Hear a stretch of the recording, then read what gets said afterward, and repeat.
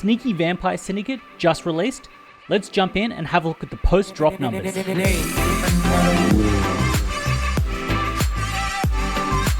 First up, I want to say this is not financial advice. I'm not a financial planner. Please do your own research before investing in the NFT space. Also, before we jump into it, I'd really appreciate it if you could hit the like button just to help the YouTube algorithm. And if you find value in this video, subscribe for more content like this. So let's start by having a look at the Sneaky Vampire Syndicate website. It's a profile picture project. You can see some of the previews here. The website is very slick, very clean. 8,888 unique vampires have been minted, and overall, the launch was received quite well. Having a look at the roadmap, it's a pretty standard roadmap, but then you get down to the Syndicate founders, and this is where the project gets a little bit exciting. Mig is the artist. If we jump over on Twitter, we can have a look at Mig's profile, and you can see here that he is the artist for Bored Ape Yacht Club. And that's why there was so much hype behind this project, because it was the artist from Bored Ape Yacht Club. Now, one tweet I'd like to point out here is this one.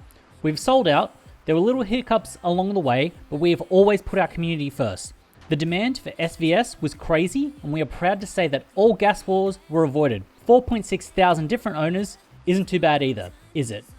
Little vampire emoji.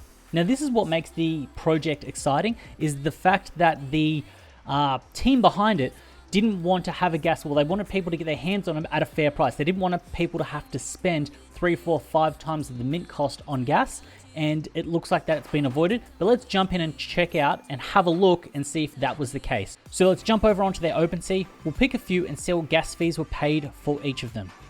So we can see here, gas fee of $98, which isn't too bad. And another one here, we can see a gas fee of $112. Now, this is really good because in a gas war, people could be spending 3, 4, 5 times that amount and having the transaction fail and not getting a chance to actually get their hands on one of the mints. So that's why this is a really good sign from a project that really cares about its community. Now, jumping in and having a look at the stats, Sneaky Vampire Syndicate is up the top with 3,187 ETH worth of volume over the last 24-hour period. Now, jumping over and having a look at the stats for Sneaky Vampire Syndicate, having a bit of a deep dive, we can see here that you've got the huge volume and then tapering off here. Now, if we actually have a look at the individual transactions here, now something that's quite nice is the unique holders in this project. So having a look here, we can see that there is 4,500 unique addresses, which is quite good. And the percentage of people holding one of the NFTs is at 51%. This is good because it shows that there aren't huge whales in the project and that the NFT is actually in the hands of the community. And that's the way it should be if you want a project to grow and thrive. Now, the biggest holder is Coke.eth, and he's got a balance of 142. So that means that the biggest whale in this project has 142. After that, you've got holders of 36, 22, 21, 19, and it kind of sits around there, which is quite good because it means that you're not going to have a huge whale absolutely dump on the market and crush the price and crush that floor. So it's quite good, and it shows a bit of strength for this project.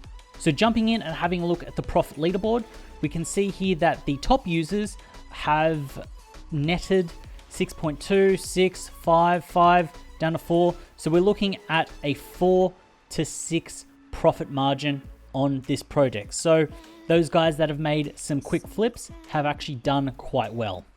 Now, jumping over and having a look at the top holder of Sneaky Vampire Syndicate, we can see that Coke.eth, he holds 144, and we can see his other holdings here. Now, an overview of the wallet shows that it was active in 2018. So this to me makes it seem like he's an avid investor of the project.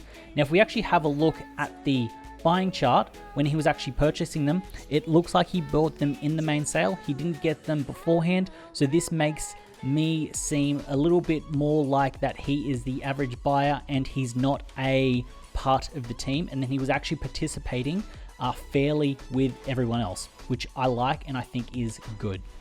So that is a breakdown of Sneaky Vampire Syndicate. In terms of price predictions and where this can go, we're going to have to wait for the reveal, which will come out soon. After that, we're going to have to see where the price floor actually sits in at, what the volume's like, and see if people are just trying to make a quick flip or if the people that are holding are holders and long-term visionaries of the project. If you'd like me to do a follow-up on this video, drop a comment below and we can check this out in a week's time and see what the long-term projections of this project could be. Anyway, I hope you found value in this video. If you did, hit the subscribe button. I'd really appreciate it. If you've got any projects you'd like me to check out and do a deep dive in, leave them below. If you've got any projects that you've created yourself that you'd like to shill, drop them below. I'd like to check them out, and if they're any good, I might pick them up and we see if we can flip them. Anyway, that's your boy NFT Nate out.